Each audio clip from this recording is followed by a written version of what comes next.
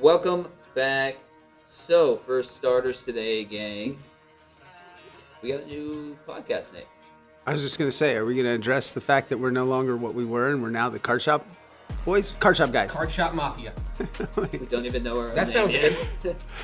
Card Shop Guys. Apparently we're not sold on it yet. We all got our own names. Yeah, Card Shop Guys. That's nice. Just because, every card shop has Card Shop Guys. Yeah. And we're just normal guys here to give you amazing content. I week. I like the new banner on our X page. I think it's great. It's a wonder how AI can help us look like geniuses. Yeah, exactly. Little did you know that we're just AI this whole time. We just feed it the data and let. It's actually Grok and Claude, and then that one's ChatGPT over there, and then Gemini does all the producing.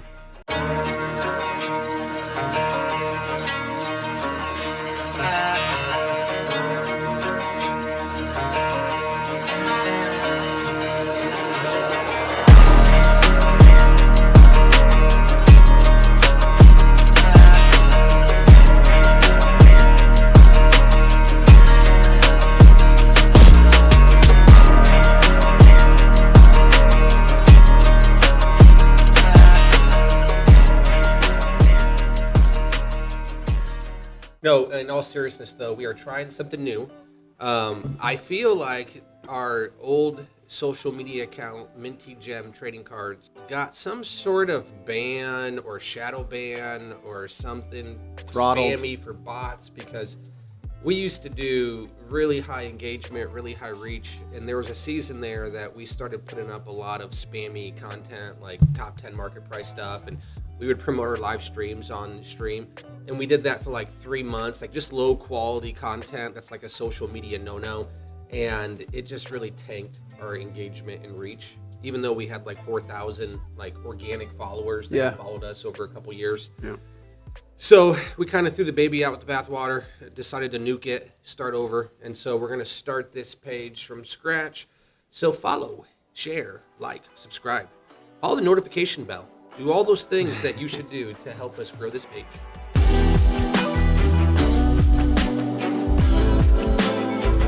So last week we released the podcast on Thursday, so we could be ready for the Pokemon Day news release that happened. So Jack, Ollie, and I were here live streaming.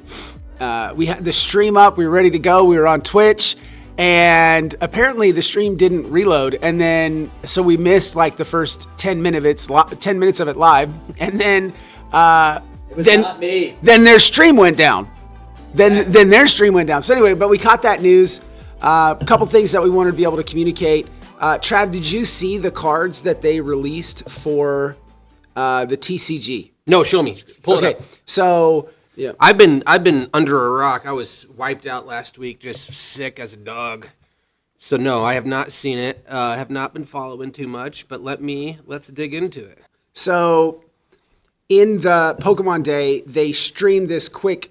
By the way, it was 1 minute out of the 25 minutes. We got 1 minute for the TCG, right? So all their other IPs were included there. But so the first thing that they showed actually wasn't this Charizard. It was actually the Yellow Cheeks or Red Cheeks Pikachu from base set.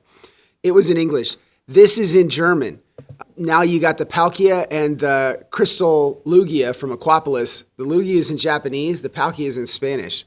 The reason I'm pointing this out is as we work through the Uxie and the Darkrai Cresselia Legends, moving on to Genesect EX, and then I believe a Chinese GX there. Then here you've got 4 different languages shown. Somebody was intentional to make sure that Pokemon was multicultural. Well, there's a thing. They said that they're releasing nationwide globally at the same time. So I haven't heard this take yet. Probably mostly because I just wasn't listening.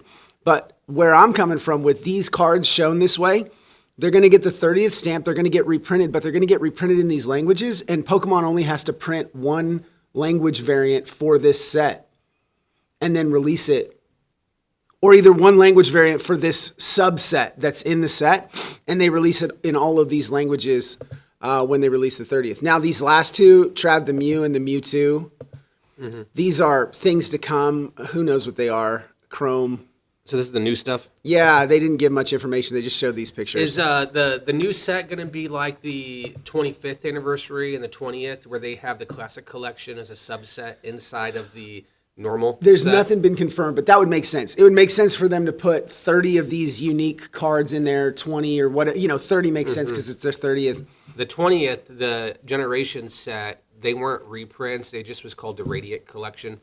And it was one of the first times that I recall that they actually had like two sets in one, where they actually had a numbered sequential RC1 through RC28 or RC30 Yeah. in their Generation set. And that was the subset, like the secret set, almost like the Trainer Gallery. Like Yeah. the first Trainer Gallery type set. And then the Classic Collection had all the reprints. Yep. But the first Celebration, it was just your normal arts Correct. that had came out. Yeah, and it was. So I wonder what they're going to do here. That'll be interesting. I think the big takeaway for me here is that the sets are to release simultaneously worldwide, and so there's a worldwide drop here, which I don't know if that ever has happened in a TCG? Question mark. I know it's not happening in Pokemon. I know Bandai's trying to do it with One Piece, but that's kind of a big deal to be able to have all of your operation and production in place to be able to, have a date and hit that date globally for release. Pokemon has not done well with release dates and providing product in the last couple product drops, aka they pushed back the 2-packs. Anyway, thoughts there. I think we hit a couple. Okay. I was just going to say we hit a couple things that we had hoped for. Legends coming back. I said e-readers a couple months ago. Yeah, so we're getting some of those cards, which I think is really cool. The Classic Collection, just looking back through, like if they do the 30th and they create a secondary Classic Collection, which looking at that Poke Beach, those screenshots of all the cards that might be reprinted, the collector market never really did anything amazing on the Classic Collection. More recently, there's kind of been like a heavy spike on like some of the Mews and some of the cards that people bought out that had spiked. Some the of Umbreon Gold Star. Yeah, and there's some heavy PSA 10s, like some of these, like the Umbreon Gold Star is a high PSA 10. Yeah. But just looking here, I mean, the most expensive card out of Celebrations is $70 or $180 market price for the Charizard. Yeah, of course. And then the second one is Umbreon. But just if you just compare that to like a Fusion Strike or Chilling Reign, or just pick a set, the chase cards end up being a lot more collectible. Yeah. So for something as celebrated as the Celebration collections, like we're super pumped. They have a live stream. We cover the live stream, and we're trying to figure out what they're doing for the 30th. If you just look at how the reprint cards were perceived, collectors didn't really care about them a whole lot, and they weren't super, super desirable. And so I have mixed feelings, because I want the sets to be super collectible.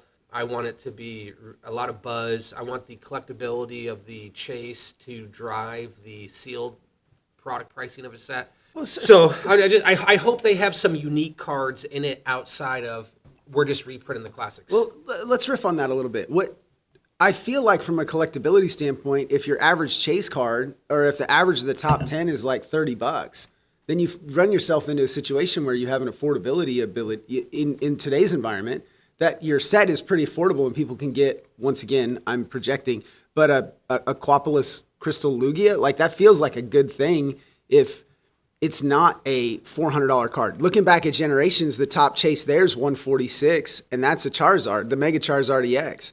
Out of your Radiant collection, the Sylveon's $130. So I think a lot of like Celebrations was the packs only had 4 cards though. Fair. And there weren't like 30 classic cards you could get. Yeah. It wasn't hard to pull those. So there's so many out there. It's not really like they're gonna gain a lot of. Well, it's like the value. Rocket Zapdos. You can buy that card for $3. Yeah. And that card, if you look at the actual near mint, vintage version, the disparity between, like, you kind of cheapen the classic card a little bit, is my point, I think, is that it is a throwback, being able to get a Crystal Lugia, but let's say that's the chase card in the new set, and there ends up being 50,000 of those in circulation, and it's a $5 card that people can buy. Are you really? I don't know. It's just kind of Yeah, like no, keep going with that because my thought is they had this conversation prior to the release of the cards. That's why I think they're going to print them in the language that they're in, that they showed. That's why I don't think you'll get an English Crystal Lugia. Oh, is that the point you were trying to make? That's the point I'm trying to make. You're not going to get an English tag team Pikachu and Zekrom. You're getting it in Filipino, or you're not getting. It's an all language celebration. Yes, yeah, and so I wonder Lugia. I don't know. That'll be interesting. What, Jack? Do you know off the top of your head what the Japanese version of Aquapolis is? No. I'm trying to figure out what the Japanese Lugia is worth currently because I don't think it's worth as much. From the main celebration set, the most expensive card was the Gold Mew. It's $52. Yeah. Which ends up being, that's the second highest price, second or third. Charizard was the first, and then before that you had the Umbreon at $80. Yeah, so it's the third. Wind from Sea, by the way, is what it's called. That Crystal Lugia currently is out of stock on TCG Player, has no current listing, and doesn't have any data in it. So I'd have to check price charting. But it's expensive. Just to put it that way. Yeah, does it tank with a reprint and a stamp, or does it maintain? I don't think it tanks. I just think that it kind of cheapens the chase for that card, and having so many of those in existence that you can go pick up a Rocket Zapdos for $3. Yeah. It kind of is like, I don't know. PSA 10 Japanese Crystal Lugia is only 10 grand. Last one sold for 15. Like, I've never had anybody come in here trying to buy celebrations to complete the Radiant collection or the Classic collection. Like, it's not like something that's on people's bucket list where I've got to have all 30 copies of Celebrations Classic collection, and I want to go back and get all of these unique chases. Fair, but on a flip of that, the Birthday Pikachu and the Shining Magikarp go like hotcakes from a singles perspective. But I think you're right. It comes down to, hey, what ends up getting reprinted? What ends up being the chase? Does it change your opinion, Travis, for you as one of the long-term collectors here? If you find out that this celebration set doesn't have a bunch of English cards in it, does that detract from the collectability for you? It would more so a couple years ago. Since we've started selling so much Japanese here in the store, I've been kind of coming around and more okay with having Japanese in my collection. But for a collector that has no Japanese in their collection or no foreign language, probably. Yeah. There's just something psychological about mixing languages. Yeah, like having a Korean Zacian V or a Spanish Genesect EX or a Chinese Solgaleo GX. Right? The legend card is also not in English. The one thing that is kind of cool about the Classic collection, though, is there's so many recent people into the hobby that's only been in the hobby since like the late Sword and Shield or middle Scarlet and Violet. Yep. That it does at least draw attention to some of these throwback chase cards from the Lost era or the early days. Yep. Like just looking through here and looking at the Classic collection and seeing like the Luxray X, for example, or the Gardevoir EX Delta species, and just kind of seeing some of the cool chases. There's going to be a lot of collectors that wouldn't even have known that card was a chase card from X set 15 years ago unless it got put into the Classic collection. So it does kind of give a little bit of throwback love, which is, I think, a good thing. Yeah, the legends are cool, right? The 2-card combos. Yeah, I don't think a lot of people are aware of them or even what the combos are. But yeah, so that was the TCG stuff. They released some other things during Pokemon Day. One of the big things that they released, which, look it up there. Trav, do you see up in the right the new Gen 10 starters on the mural? Yeah, me neither. What are we doing? Oh, yeah. I thought that. That's like a 2-hour job. Yeah, what are we doing? So they released... up here, you guys, Jack will put it up. We thought ahead, and when Jack painted the mural, he intentionally left Gen 10 free so that as soon as the starters were released, we could get up there and put those up there. So, Jack, where's the Pomeranian go? We'll give him 30 days. He has until April's Fools. Yeah. So they released the new Gen 10 starters, the Grass starter, Brout, looks like an Angry Bird. Sorry, now that I said that, you can't ever take that back. The fire starter is a cute little Pomeranian named Pombon. And then there's a little salamander, little Gekwa is the water starter. The Gekwa's cool. So that was the one that I immediately thought looked the best. Of course, you don't pick your starters. Well, that's not true. I don't pick my starters based on what their basic is. I pick my starters based on what their stage 2 is. So they haven't been released. Stage 2 haven't been released yet. Trav, what's your initial take here on your loading up your Game Boy for the first time and you're Switch 2 and you're going to play this game? Which one are you choosing? The Gekwa. Yeah. Okay. The Pombon looks like a dog. Yeah, it's a little Pomeranian. Yeah. Yeah. It is. And then Brout kind of looks like Rowlet. Yeah.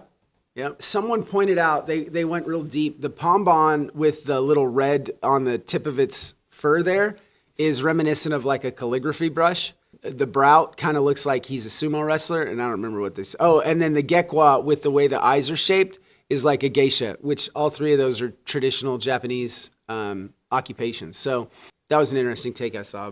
But so we got Brout, the bean chick, Pombon, the puppy Pokemon, and then Gekwa, the water gecko. So we'll get more. Another thing that they showed in the release was they came up with a new like graphics model for Pikachu. He doesn't look that much different, but it's just nice and refined. And then they added Mr. Windy Chew and Ms. Wavy Chew, which is just Pikachus with hats and it reminds me of Alola. I'm not gonna lie, but yeah. Anything else from there, Trav? Just now that we've got 10 starters, we got 30 starters total. Which one's your favorite? I got it pulled up here on my screen. My favorite? Yeah, you can't. Gen 1 doesn't count. Don't pick a Gen 1. I think. Gosh, I like Chimchar. You like Chimchar? Yeah, Chimchar's pretty cool. Yeah, I think that Piplup. I know, I'm not just trying to go Gen 4, but those two are. It's hard. Cool it's starters. hard for me. I was introduced to the game in Gen 5. Like that was the first video game I played, and so I went with Fennekin and Braixen and Delphox. That was my dude, but played a lot of Scarlet and Violet. I really like Fuecoco. I love Skeledirge. Yeah. Ghost. Jack, what about fire you? Type. Yeah.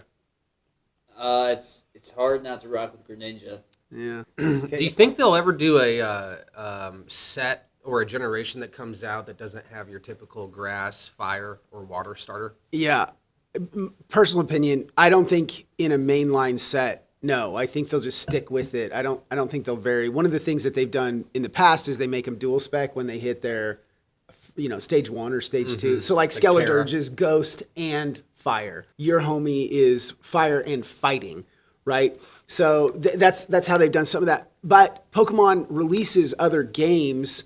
They did the Let's Go Pikachu, Let's Go Eevee. Your starters were Eevee and Pikachu. They've done other games, and I think they could introduce alternate type starters there that are fan favorites, whatever those are, right? They could do a Halloween type game that's small, maybe 10 hours or mobile only, where you get to start as a Ghastly or a Shuppet or something like that. So I could see it happening, but I don't think for a mainline game. They'd have to, that'd be a completely different, that's bucking 30 years of tradition. Mm-hmm. Or they do a Pokemon game where you choose one of any of the 30 starters. Yeah. So you're not just limited to the 3 new Yeah. ones. Oh, That's kind of why that I don't play the game. I remember when the second gen came out on Game Boy and it was like all new Pokemon. And I'm like, what? I got to learn 150 new Pokemon. You know how long is it going to take me? No, I don't want to go catch a Grasset. I don't know, Yeah, right? whatever. I don't want to. It took me forever to learn all 150 names. And the first generation one, they had the song at the end of the cartoons that you could easily know all the different names. Yeah. And they don't have a song at the end for Gen 2. They didn't give me a Gen 2 clever animation song. Right. So Right. to be introduced. It's like when you play like Destiny or a video game, and it's like you have all your weapons and you get them all loaded up, and then you got to reset, gotta rewipe. It's like, man, I don't want to do that again. Yeah, it sucks. So what I'm saying is that give me a Game Boy game that I get to pick my OG Charmander, Yep. and I would probably play it. Yeah, I laid out a blueprint the other day for the video game, which is you charge $10 in the game to get access. So you buy the game for $60, right? Play the game, do whatever. And then wherever that game is, like the newest one that released, Legend ZA, is in this geographical area. Well, you give a doorway, and for $10 you can get into Kanto. For another $10 you can get into Johto or Hoenn or Sinnoh, right? And then you can do all the new game mechanics, and you go roll at your old places that you're familiar with. And so you go back to Viridian Forest, or you go to wherever you need to go, Mount Coronet, do all that stuff that gives you the nostalgia, but you got to pay $10 to get back into it. They don't have to do a lot of reprogramming. They just released Fire Red and Leaf Green back onto the Switch. Yeah, that is cool. Yeah, one of us bought it at this table. One of us played pretty hardcore last night. I'm not going to name any names. But anyway, Jack, how'd that go? Well, I made it to Cerulean City. Okay. And I just got the Magikarp I bought off the dude for 500 biddies to Gyarados, and he's got Bite. Nice. So I got a Dark type move, and I'm just smoking people because it's all like Psychic types through there. Who was your starter? Charmander. Yeah. Okay. Yeah, but I caught an Abra. So for you guys who don't know, Abra, if you throw the Pokeball and you miss, it teleports right away. Yeah. And so I kept running into level 10 Abras. Well, I found a level 12 Abra. Uh-oh. And I was like, this is the one. And I threw it, and I caught him, and then bang, I got the Kadabra. But also, for those who don't know, in Fire Red, you have to trade to get Alakazam. Yeah. And so I'm just going to rock a level like 80 Kadabra through the rest of the game because of Stab. Nice. Yeah. Nice. Pretty sick. Okay. Okay. Well, let's move over to the next topic that we got here, which is our hot list.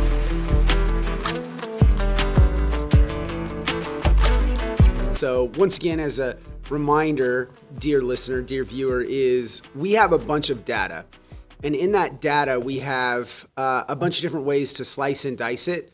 Trav's got this hot list spreadsheet put together that I want to say has 18 different views of some great market economics inside of the TCG specific to cards from the Sun and Moon era on, either in a raw environment or a PSA 9 or a PSA 10, or where some value is to find there. Generally speaking, the stuff that we speak on, the market moves fast enough that by the time you hear it, it may be a little outdated, but it's still there. You can still go see it on your own. So that being said, Trav, what specific topic are we talking about today from the hot list? Yeah, so we're tracking 1,166 cards, okay? These are the cards that I say are of the modern era, Sun and Moon base set to present. A lot of people would say, Sun and Moon, that's not modern. It's pretty modern. It's the newest art forms, the secret rares, all the rainbows that you can get into it. The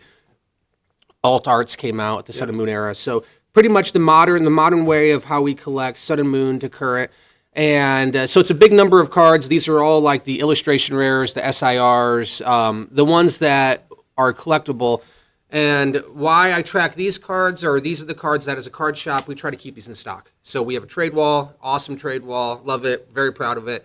A lot of people just look good. It's like a museum. So we're tracking all these cards.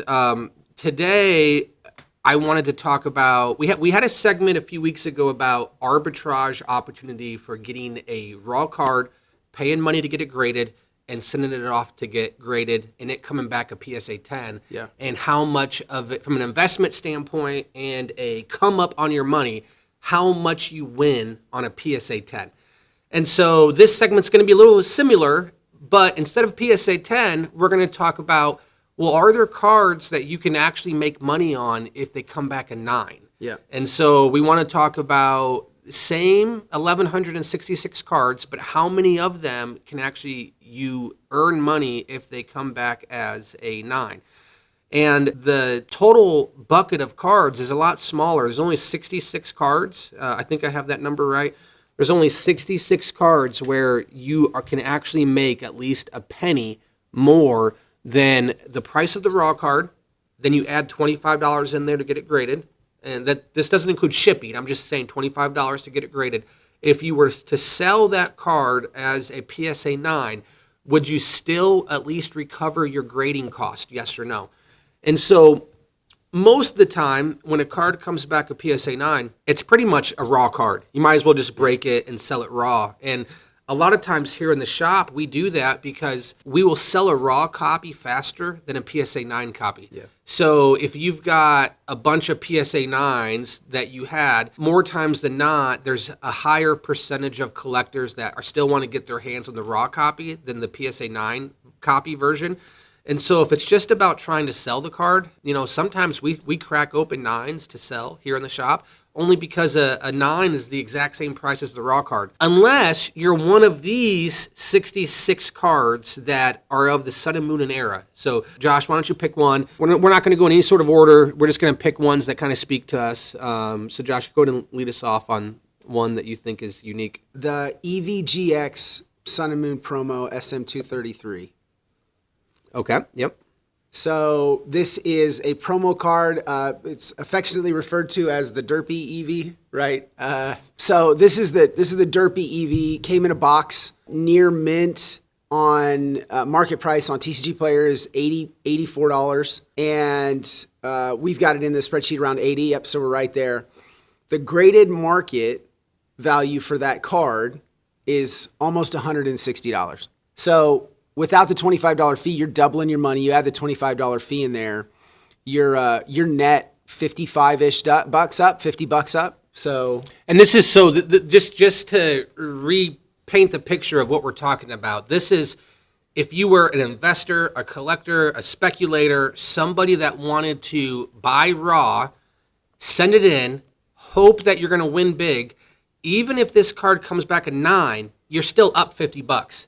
You're up still on an initial investment of 80. Yeah. You're up 50. Yep. Grading costs, your total initial investment, it's like 105. Yep. But you turned 105 to 160. 150. So you're up. That's a good return for a 9. Yeah. And the trick here is Let's say you bought 10 of those, Yep. 10 copies. Yep. You have a 10% chance to get a PSA 10. How much are you up if one of those 10 well, comes back at I have 10? that pulled up actually. Oh, good. The PSA Mine. 10 is about $2,100. Okay. So logic-wise, think about what we're describing here. This is a situation where you've got money to invest and you're looking for opportunity. I call it sniping. You're looking at all the data across the board and you're trying to figure out where do you put your money, where do you deploy your capital to get the best return on your money.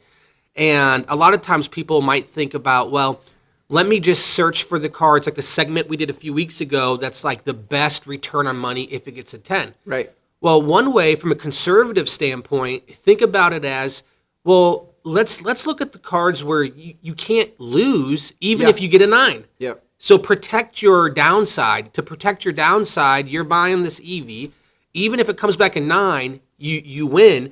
And if you buy enough of them and you send enough in for grading, and even if you have a very low percentage chance to get a 10, if you happen to get a 10 on that card, you've 20x Yeah. your money.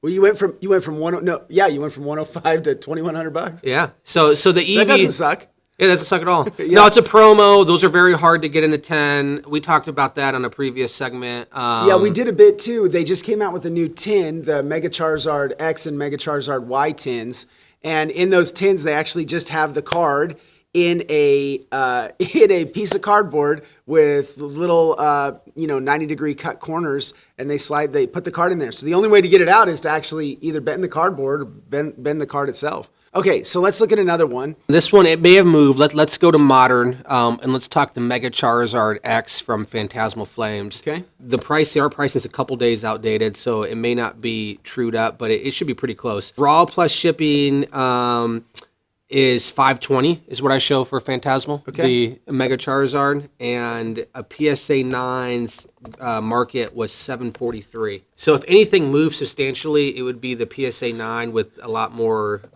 What was your raw price? raw price. We had it at $520. Yeah, it's moved. The market's moved a little bit on it. Where's it at now? $660. Whoa, that's a big movement. Yeah. Yeah. But so let's see what a 9 did. Yeah, a 9 is $705. So there's been some normalization here Okay. between the two. So side note, there was some shenanigans that happened last week with TCG Player's algorithm. That's a whole nother conversation that we can have, but I think they were forced to refine because there were some buyouts of some Phantasmal Flame product that then actually brought the market price significantly down on a $200 product under $70. So they may have had to refine it to catch up. But yeah, raw is On TCG, there's only one listing for 700. Then the next lowest listing is 800. yeah. So it is. I mean, you've been talking about that card for as long as we've been having Yeah. the podcast about how it was. Well, it went down moving- to like $400, Yeah. 425.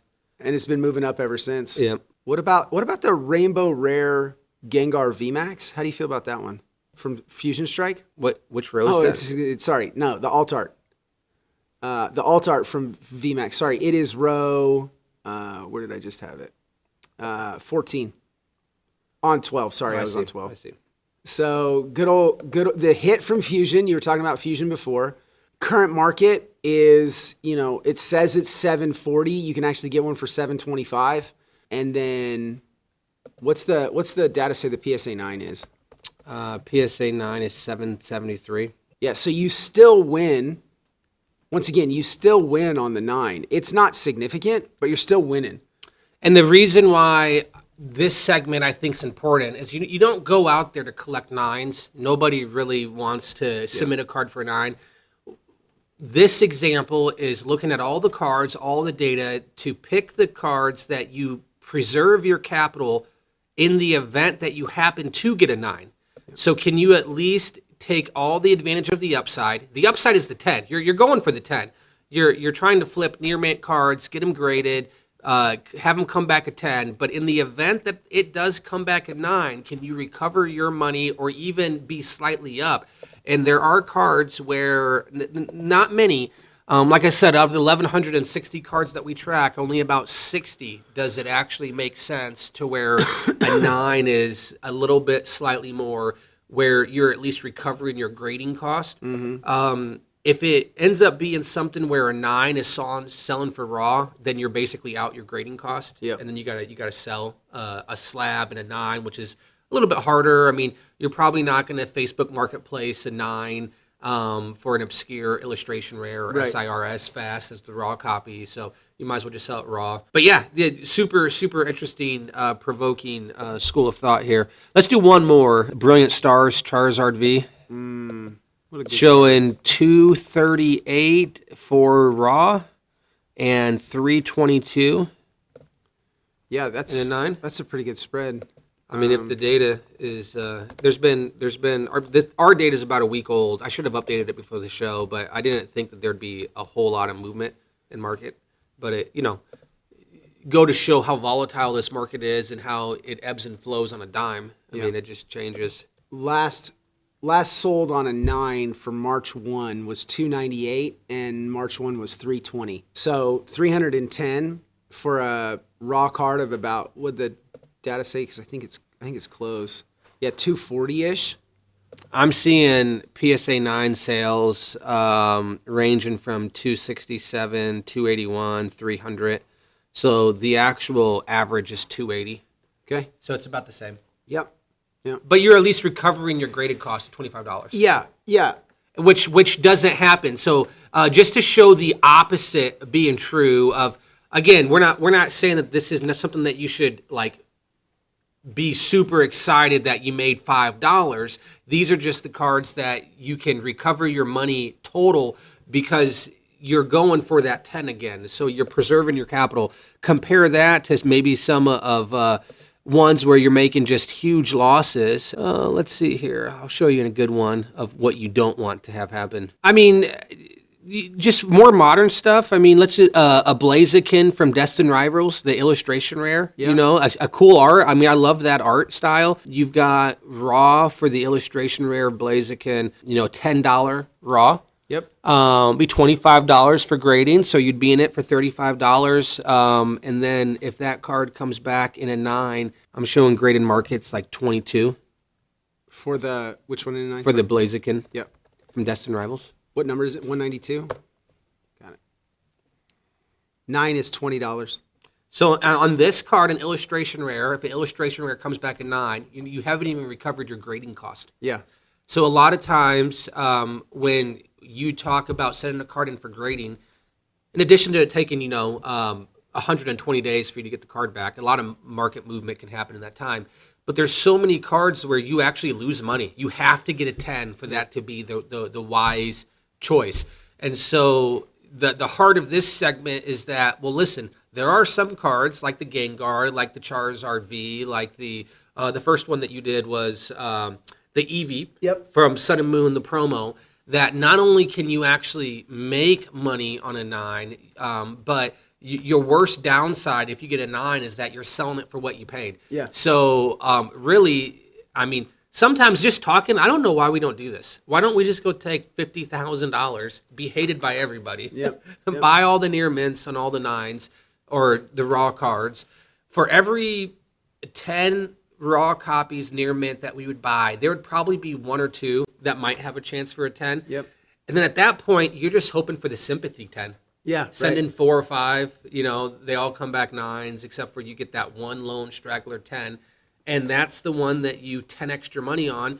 You then recover your capital from all the 9s that you then sold, so you get your graded money back. We got about 60 of these cards from Sun and Moon base set, so that there's a wide spectrum. Go buy 15 copies of each, run the simulation, do the test, and maybe this will be a long-term segment. Maybe we'll do this. Maybe we'll pick out 10 copies of 10 cards that are in this top 60 from the 9s. Yeah, the scalability is hard if you're It's not a lot of work. If you're not a card shop. So most people aren't running a card shop. So if they went and bought, I was going to talk about another illustration rare, but it's the same point. It's $30 to get into the card, $25 to grade it, and a 9 is $40. Yeah. So you lose your money. But in the same thing though, you hit a 10 on it, right? You go from a $40. Sorry.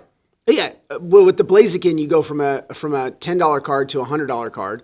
On this other one, you go from a $30 card to a $170, $170. So that's why you do it. But at scale, though, if we were to go buy, let's just say we put the alert out, and we were just going to pay market rate for 10 Black Bolt and White Flare illustration rare sets. Yep. Right? It's almost the same as Sun and Moon. It's probably less money. So we've got 10 of each illustration rare, and we then have to track all of them coming in, right? We know the total amount that we spent. We got to track all the money coming in. And then we have to spend the time to get 2 or 3 sets of eyeballs on them to make sure that we're not being too aggressive or too lenient on our grading. So then we send them in. My gut says, based on what we've kind of done here before, we're probably, if we bought, I don't know, what's the Jack 150 illustration rares. Say you bought 10 copies of each. So 1,500. 1,500 cards to get graded. So I think you're sending in 600. I think you're sending in 40%. Yeah.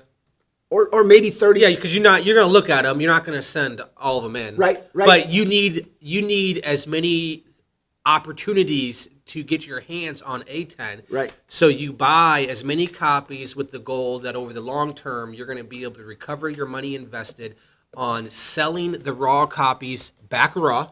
Yep. You sell them raw just to recover your money. So you bought 1,500 cards. 900 of those you're cycling off just trying to sell raw. Yeah, and But I've got 8 copies to sell raw here in the store. How long is that going to take me? And pending market doesn't move. Yeah. Right. So you have some risk. Which is a blessing or a curse. You Yep. know, I mean, it could be to your advantage or disadvantage. So you've got risk there or not, whatever. Right. So you got. I'm just looking. Okay. So you've got that number happening where, let's just say, market goes up on some, market goes down on the other. You got your 900 that you broke even on. So you got these 600 left, right? Right. That you sent off for grading. So 600. It's a lot of cards to top load, sleeve, do the PSA Okay. submission for.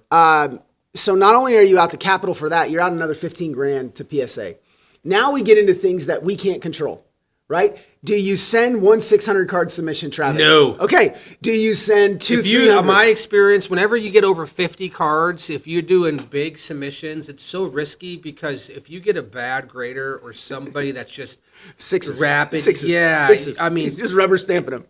yes, it just ends up being like 7, 8, 7. It's like 7. They're not even close. What are you looking at for a 7? What are you doing And then here, you man? just end up having that. Then your whole sub ends up being like what I like to do and what I think is just strategically smart is like you want to do 30 to 40 cards in a sub. If like let's say you got 600, you're breaking that up into 10 subs. 17 would be around 30 to 40. So you have 17 different subs. Yeah, 17 subs. You're going to break that up into. Okay. So you spread the risk. So current, it's about 5 months to get back. 4 Yeah. 4 months to get back. Okay. So what is the time value of your capital that you've invested? So how much capital have we invested? I don't Are know. we saying? I'm trying to back into it a little bit. All right, a total of 138 cards, Okay. illustration rares from those two sets.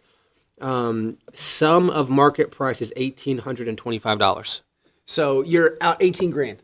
18 grand just for the raw copies, Okay. and then take 138 times. So 828 cards, you're getting your money back on. So But you got to sell those 800, and hopefully you've sold all those 828 by the time your sub returns. what was the total amount? 18,000 is what we were at. For the Yes, cards? it's 1825 for one copy of each illustration rare Okay. from Black Bull and So White Flare. 18,250 times. Assuming that that there's a relative equal distribution of what the value of the cards is, you're holding on to $7,300 of value raw on the 40% that you're submitting. So you've recovered 11,000. So Assuming you sold 138 times 60. How many? 600 cards? times it's closed. No, like 750 cards. 828. Yeah. So you got to That's a lot of flipping. You got to flip 828 cards for $7,300. So now you're at 25 grand invested, and you're 4 to 5 months out before you get the results back. Now, No, okay, hold on. But if you sent one copy and they all came back nines, you've actually lost $500. Yeah. $600. Yeah. Now, if they all came back tens, just on one copy, okay, you got 12,400. Yeah. So you've 8 extra money. Yeah. But the goal here, remember, we never finished this school of thought. We had 1,380 cards down to 600. We Yep. sent 600 in for sub. Yep. We've walked through the fact that you're going to have 800 cards that you've got to flip at just raw market price. Yep. Now Let's assume you get your money back on Yep. that. And now you got 17 or 18 subs you're waiting to get back. At 17 or 18 subs because you split that up. Yep. 30, 40 cards per sub. Yep. And let's assume you have a 10% PSA 10 strike rate. That's aggressive. I think 10% is fair. Okay. So 10%, it's you lose money. Even if 10% of them come back tens. Yep. So you have to be super sharp. So your total cost of raw and grading, and the majority, you're spending $1,800 raw and then $3,400 on grading. Yeah. So that's a 2x to grade. That's $5,250, and you're going to get back $3,115 on average if you hit 10%. Right. And what I was trying to illustrate is that the delta between a raw and a 10 is drastically higher. You make a good return on your money. But where this falls apart at scale is if there's a low percentage, if 10% is too low to break even on the delta between raw plus graded cost plus arbitrage. So to do this across the board doesn't really make sense. And that's why I said if you were going to do this, you've got to do it on the whole segment of the show, which was you still recover your capital on the 9. Yeah. The only way this model wins is if you're only buying cards that you're actually going to send in. You do that pre-filter on the front side.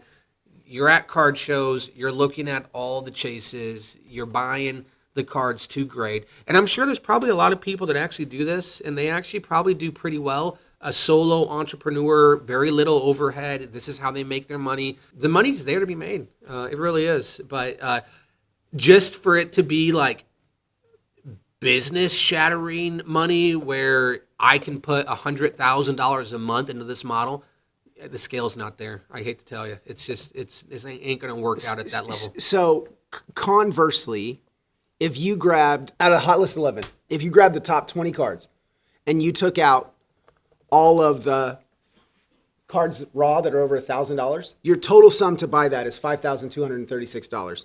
Your cost to grade is $400. At a PSA 9, you're going to make $8,320 gross. Mm-hmm. So that with the black and white and the illustration 10? rares, no, 9s.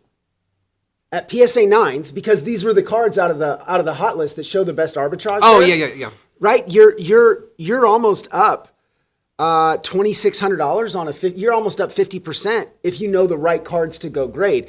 Now, if you get you get a 10% return. That's assuming, that math assumes that you send in 10 copies Yep. of one card, 9 of them come back 9, so one Correct. of them comes back a 10. Same thing with the same averages, right? Now your capital expenditure is significantly large here. Instead of it being $5,600, you're out $56,000 Yeah. to buy 10. But on that 10, if you get 10% in a PSA 10, you're $185,000. Because the cards that have great arbitrage to a Yeah. 9 are going to have great arbitrage Right. to a 10. Yeah. Right? And so if you're trying to figure out how to spin up some business, right? There's a way to make it work, right? I mean, if you had ready capital of $60,000, this is an opportunity for you, but you got to be able to cash flow for 4 months, right? You got to be able to flip all the cards that you can't Yeah. buy. There's all the downsides to it. The biggest variable, though, that you can influence, you can't influence PSA giving you can't throw in a $20 to the grader and say, hey, pocket Yep. is 20 and give me a higher. But what you can do is you can pre-filter better, ensure that you're not buying cards that don't have a chance for a 10. If you go to shows, if you hustle, if you go in there with the list where you know which of the top 100 cards from Sun and Moon base to current, if you just look for those cards, Yep. and then you take the time to go through people's binders and they're patient with you to where you deploy your capital only as a single person that does this for a living with no overhead, I'm convinced that you can actually make good, livable wages if you had the data, you were smart, and you were persistent with it. Because the flip on the arbitrage is there, but it's like the funnel. Just have a really good quality funnel tier 1. Yeah. Which is just buy a good copy of a raw card. Yep. And because you got so many there, we're talking like 100 different prospects to target. You go into a convention or a trade show and there's 200 booths, chances are there's probably going to be 50 or 60 copies of those cards that exist. Yeah. If you're willing to put the time in. Now, for me, I don't have that endurance. Like we went to a card show with $80,000. We gave you had a stack of 20,000. Ollie had 20,000. Connor and Alex had 20. I had 20. And by the time I got to the 8th booth table negotiating, I'm done. Yeah. I mean, I can't even imagine the amount of time that it would take to go through and snipe every vendor's table for the raw mint version. It's just, to me, that's not a very fun hustle. Yeah. And cue the graphic, Economics 103. If there is a inefficient market, it has a certain lifespan. And so the more people that learn about it, so my thought process is you're not going to find a card that can be graded for a 10 that's one of these cards at a convention because everybody there already knows. All the vendors already know. All the people that are VIP. Nobody's selling a card raw that they thought that they could get a 9 or a 10 on. Well, and how this model actually works pretty well for streamers and small outfits is that when you have all of the junk, the leftovers that you've got to sell, that's where like the advent of the slab games on stream come from. Yep, Courtyard. So where you do the mystery bags or you do the pooling where, you got a lot of 9s that you got to liquidate at scale. You got to throw some chases in there. And so those non-hits become the feeder for other ways to monetize. And so if you can put together a 50 slab game that has a $100 entry price, that the raw value of the cards inside are, 90% the total value, you can actually make some money doing a slab game. Yep. But now we're kind of talking two different models. You've got the arbitrage model, and then you got to sell the slabs. And then if you're having to sell these slabs online where you're paying a fee, we didn't even factor that in. Yeah. So this is assuming that you're able to sell them In person without a platform fee. without a fee. Yeah. And So- most of the stuff being sold at conventions now is not being sold at market, it's being sold under, right? So the ability for you to find an outlet for extra slabs that lose value, I mean, you might as well just subtract 6 or 8% off of every market value for what you can sell it for at a convention. Right. On top of what your entry fee is. Another side to this, another perspective to this is if you have been collecting for multiple years and you think to yourself, you know what, man, I just happened upon these guys in a YouTube short. I'm going to go look at my stuff. The rule of thumb is if you've got a promo or a Sun and Moon tag team that you're sitting on, or a shining card, any shining card that you're sitting on raw, it's probably worth walking into your local LCS, getting their opinion as to whether or not you should grade. Most of those cards are always at the top of our arbitrage list. And so if you're sitting on those cards, go dig through your binder, find them, and go send them off to PSA to get graded. Okay, let's move on. Jack, what segment is it? Tinker time!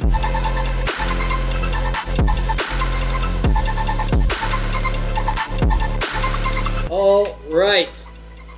So we just talked about how Pokemon Day happened last week, and we talked about Gen 10 revealed and the Winds and Waves coming in 2027. Yep. So I wanted to ask you guys for Tinker Time this week. If you could have Pokemon make any style of game, your choice, what would it be and why? Oh, I know! Talking extraction shooter, Dang Battle it! Royale, ORPG. You took it from me. Tell me I didn't take anything. I'm just giving you examples. You run with whatever. We need a Arc Raiders Marathon Extraction Looter Shooter for Pokemon. I don't know how you would do that, but Do you get to be a Pokemon? Is that what? Do you choose from one of the 30 starters? That's your class, or do you choose a type? That's your starter. So you roll into your ghost. So all physical moves are negative against you. We're gonna do like a Pokemon Go chase. You've actually got to go to the wild. You got to catch them. You have to find the shinies or whatever. Yep. And so you're throwing Pokeballs. You're trying to catch. That's the loot. The Okay. loot is catching. But to win with those, any person can battle you at extract. And so then you Okay. got to battle and win. So you got to bring in good enough Pokemon that you can fight a battle. Okay.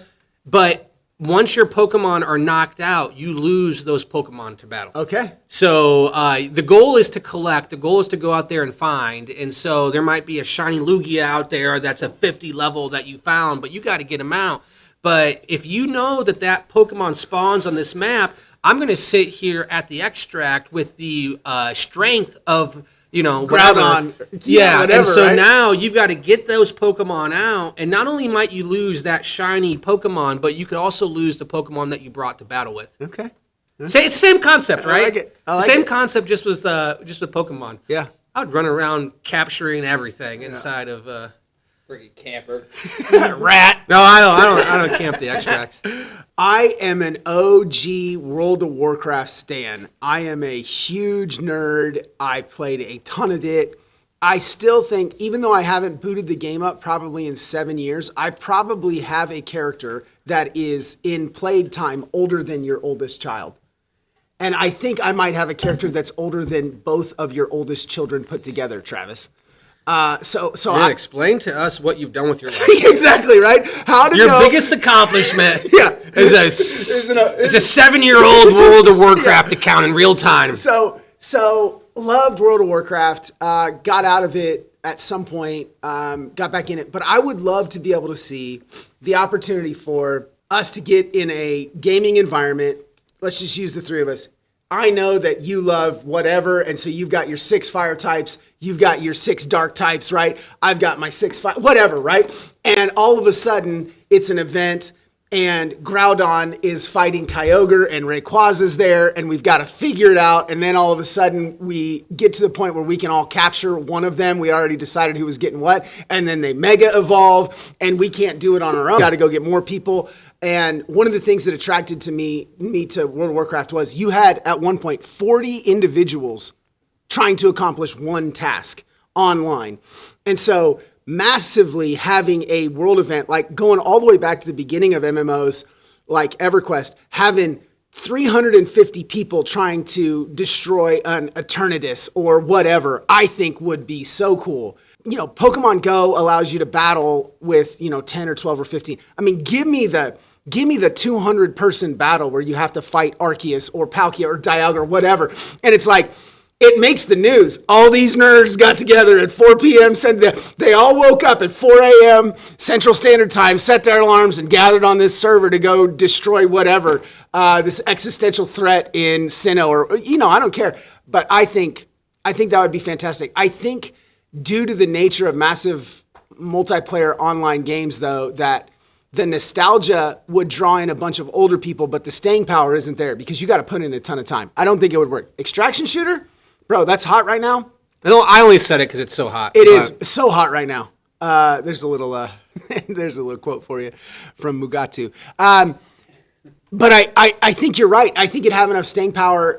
The ability to spin it up and run with it, though, is difficult. Pokemon already has so many things. They've got a sleep game. This new Pokopia that comes out has met with some pretty wonderful early release reviews that have threatened to take Game Freak off the contract with Pokemon to do their games, which I think is huge. Koei, Minecraft mixes with Animal Crossing. Yep. Mixes Pokemon. Yep, and Koei Tecmo did it, and everybody's loving how the game went out, and so that could threaten, Game Freak a little bit, so that they don't have an opportunity to be the video game provider for Pokemon. But anyway, that's my thought. Is MMORPG for? What about you, Jack? What's your thought process? Man, I'm kind of with I hate extraction shooters. Yeah. I hate spending hours playing a game just for some camper to come take all my stuff and I lose it forever. Like, I'm just like, wow, that was a day well spent. Yeah. So I hate that. What I about? love MMORPGs. Yeah, I'm a big Fallout fan. I'm not big into 76. But Yeah. If you could give me like a RPG game where you can walk around and build your own like Pokemon Center and Yeah. all of that stuff and just give me Creation Club. Yeah. Like I would like that. I think Pokopia is going to hit on some of that for you. But what about like a really niche genre that would be like Resident Evil or like Luigi's Mansion that's like a horror where you have to run around and you have to, go catch the Ghastly or the Gengar or the Haunter or whatever, right? What about like the third one example wise I included there was Battle Royale. That was pretty I like for a while, Fortnite. Yeah, it's still a big deal. If you had the opportunity to select from all 1,025 Pokemon, right, where they weren't disadvantaged, where a basic wasn't disadvantaged to a Gen 2. So you pick like your Mewtwo, Yep. and the little bus is flying over, Fortnite bus, and when you fall out, it's just like Mewtwo and Charizard and Lugia and these guys falling out the bus, and then you all hit the land. And you have a mode where it's just randomized, where you don't get to pick which Pokemon you want, right? Right? Or something like that. Yeah, I think it'd be great, right? I do think you're onto something about the whole MMO RPG. Yeah? Just because have a Pokemon game that builds on itself every year, then the business model today, which is we're going to release a new version of the same archetype of game Yeah. just to sell more copies. Yeah. Because we know that, 3 million people or however many copies they sell globally. So, I mean, assuming that they take the corporate money aspect out of we're going to release a game. Because I've just followed a little bit where I just hear so many people that bash the new game comes out and it's like, oh, this one's trash. It's not even worth buying. This one sucks. And it's like, yeah, it's they releasing it on a cycle just because they know that they could sell trash for millions and millions and millions of dollars and people will buy it. Versus you have one core game that every year you just layer on. Yeah. And so 8 years from now, it's just huge. I mean, it's just like a huge experience. That's like it's like a once in a lifetime game. Yeah. Yeah, that would be cool. Is the AZ Legends the newest one? ZA. Above Scarlet and Violet. Yeah, so how many copies of Legend? And I think that sold well because there hadn't been a new game in 3 years. There was some stale. 12.3 million copies in its first 2 months with 5.8 million sold in the first week. So half what they sold on a mainline game. But still, 12.3 copies at $60? Yeah, so, and that's the rinse and repeat, almost like the Call of Duty type. We're going to release the exact same type of game every time, over and over. Just have a new generation of Pokemon, call it good. And we know that model, not just from a trading card standpoint, but from a game standpoint, is already the upper echelon of all games that are sold. Take that game and compare it to any other IP brand, and it's competing at the game level. The only other thing is movies. I wish, they need to do a once a year movie. Yep. Like a real action movie. There are so many ways for them to capitalize on what they're doing. I think we had this conversation last week. I think they're really focused on doing what they currently do well. Yeah. And trying to take advantage of inefficient markets like a sleep game. I mean, they have a sleep game. What? It's been around a while. I know. They have a game I didn't even know about that they talking about. Well, on even Pokemon their Day. TCG Pocket, it's like, can we sell fake digital Pokemon cards without the printing expense? Yes. And actually get people to buy these? Yes. Yeah. Can we make all of the money? Yes. Can we every 8 or 9 years come out with a new mobile game that just revolutionizes everything? Yes. Right. Yeah. So then it's Pokemon like, Go was super cool. why? Pokemon Go came out. Right. So it's like I think I probably spent like $150 buying, buy Pokeballs or whatever. Yeah. Yeah. Anyone who says they haven't spent money on Pokemon Go is a liar. Facts. Straight up. Straight up. Yeah, that's Anyone like who says they haven't spent like $10 just one time to buy more whatever. if you're in the dating pool right now, that should be one of the questions you ask. And if they answer no, that's They like say a no, red yeah, flag. red I mean, flag. for the people that Get 'em watch out. this, I mean, for other people, it's probably a green flag. But for like the people that watch this podcast, if they say no, man, that's a red flag right away. That's a It's like, hey, honey, I got a great idea. Let's go for a picnic. Let's go for a walk outside by the, the dam. yeah. Secretly, she has no idea the reason you want to go there is I got because my- there's a. I got my little pedometer over here. I got my automatic Pokeball Yeah. fire out. I'm over here, trying to do raids. Oh yeah. You guys remember the scene? This last thing I'll end with, and then we got to draw it down. Pokemon Go was out for maybe 2 months, and there was a scene in New York City where like the whole swarm of people aren't even paying attention to the crosswalk, and they're just crossing the street because there's a shiny Pokemon down the Yep. road, Yep. and it was like. The other one the story that always sticks out to me is there were regional variants in that game when it came out. And to complete the first Pokedex, a guy flew. I think he was European, so he got the regional there. He came to the U.S. to get a Tauros, and then he flew to Australia to catch the Kangaskhan and to complete the Pokedex. And Pokemon Go, they didn't. I think they gave him a shout out, right? Like they Yeah. didn't really even do anything for him. But hey, he finished the Pokedex first, so he's He's the immortalized. coolest guy in Yeah, the States. yeah, super green A flag. couple new starters out there. walking I around. see him. I love it. All right. Well, thanks for tuning in. Tell us what you think of the new name. Tell us what you think of the graphics. Let us Card know. shop guys. Yep. See you guys. Thanks. Out.